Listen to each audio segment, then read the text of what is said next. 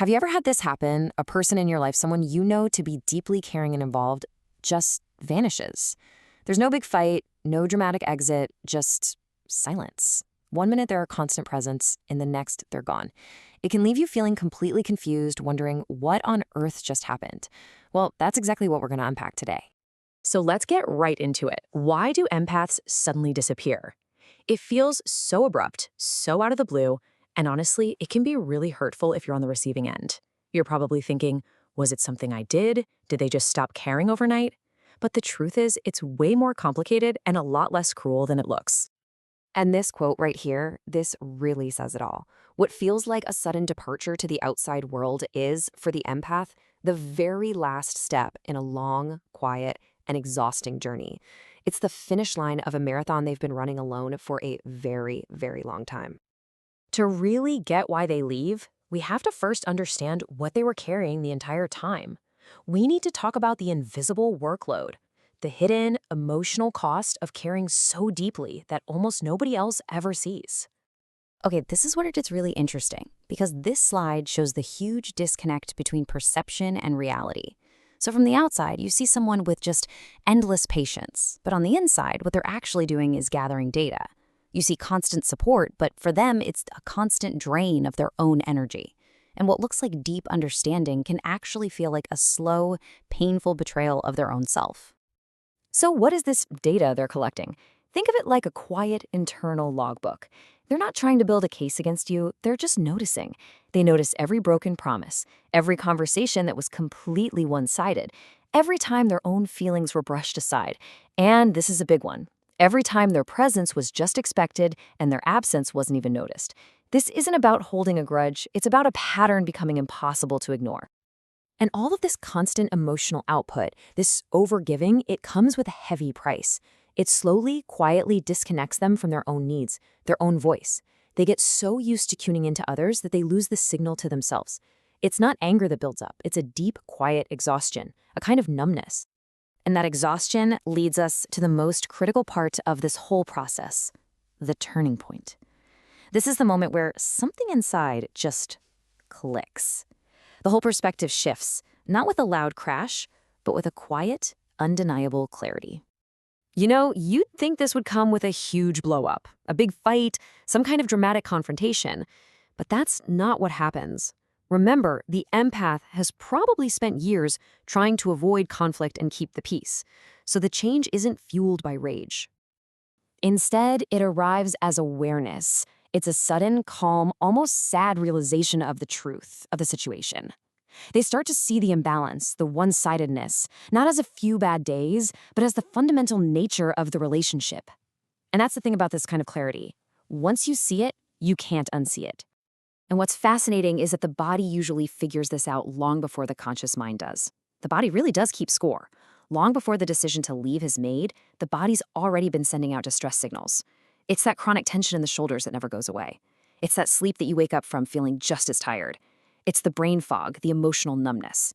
This isn't weakness, it's a nervous system that has been stuck in survival mode for way, way too long. And then, in the middle of all that physical and emotional exhaustion, a new question finally emerges.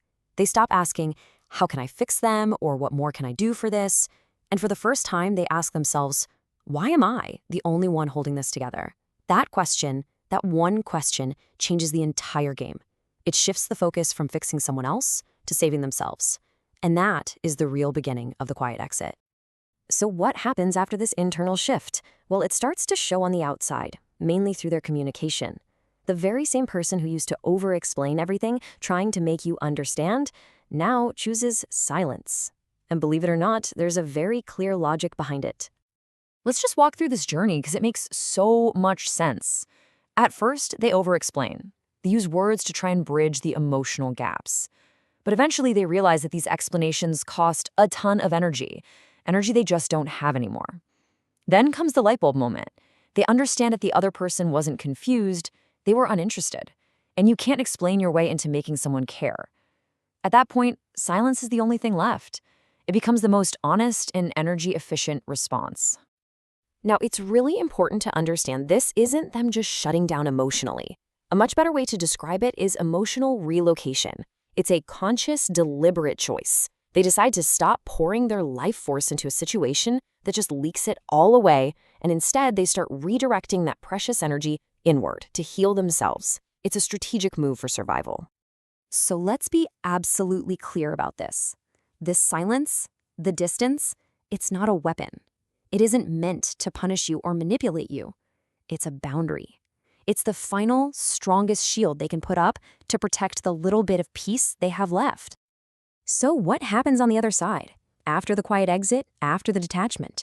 You might think they'd feel empty or lonely, but the reality is often the complete opposite. What begins to settle in is a profound and long overdue sense of peace. They don't feel empty because what they got rid of wasn't love. It was the heavy, exhausting weight of chaos. It was the constant job of managing someone else's moods, walking on eggshells, and absorbing all that unspoken tension. Once that burden is gone, the feeling isn't emptiness, it's lightness, it's pure relief. And what fills that space that the chaos left behind? Well, it's all good stuff. A quiet and calm they haven't felt in years. A new clarity where they can see things as they are, not as they wish they were. Their nervous system finally gets to stand down from high alert. And maybe most importantly, they start to reconnect with the person they were before they lost themselves in the dynamic. And this right here, this might be the most powerful realization of all. For years, maybe their whole life, they were told they were too sensitive or too emotional. But detachment teaches them the truth. They were never too sensitive. They were just in situations that forced them to be constantly on guard. Their departure didn't make them cold. It finally gave them the safety to become whole again. So, as we wrap this up, I want to leave you with something to think about for yourself. It doesn't matter if you identify as an empath or not. Ask yourself, how can you honor your own energy, and where in your own life might you need to build a quiet boundary, not as an act of cruelty to someone else, but as an act of profound respect for yourself? Hey, if any of this resonated with you, it would mean the world to us if you'd hit that like button and subscribe to Mindscapes by Faizu. We dive into topics like this all the time to help make sense of the complicated stuff inside our own heads. Thanks so much for watching.